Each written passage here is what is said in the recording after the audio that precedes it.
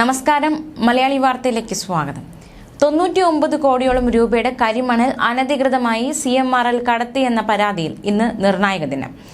ആലപ്പുഴ തോട്ടപ്പള്ളിയിലെ CMRLന്റെ കരിമണൽ ഖനനം ചോദ്യം ചെയ്തുള്ള ഹർജി ലോകായുക്ത ഡിവിഷൻ ബെഞ്ച് ഇന്ന് പരിഗണിക്കും.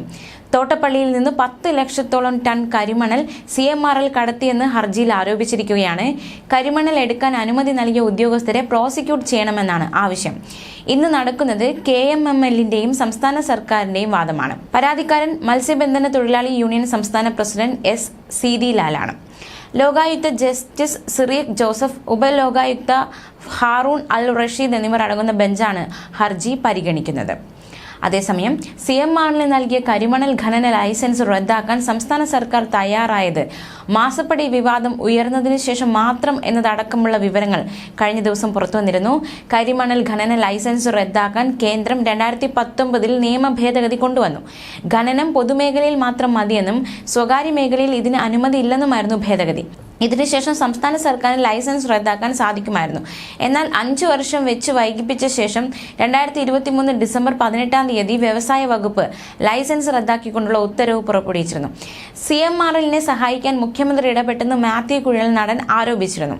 കരിമണൽ ഖനനം പൊതുമേഖലയിൽ നിലനിർത്താൻ 2004 മുതൽ വിവിധ സർക്കാരുകൾ സ്വീകരിച്ച നയം അട്ടിമറിക്കാൻ ശ്രമിച്ചത് പിണറായി വിജയൻ സർക്കാരാണ്.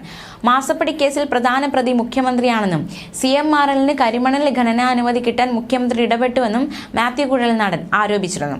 കമ്പനിക്ക് വേണ്ടി അനുകൂല നിലപാട് സ്വീകരിച്ചതിന്റെ പ്രതിഫലമായി 2016 മുതൽ 3 വർഷം മകൾ വീണ വിജയന്റെ അക്കൗണ്ടിലേക്ക് പ്രതിമാസം 8 ലക്ഷം രൂപ വന്നതായും മാത്യു കുഴൽനാടൻ ആരോപിച്ചിരുന്നു.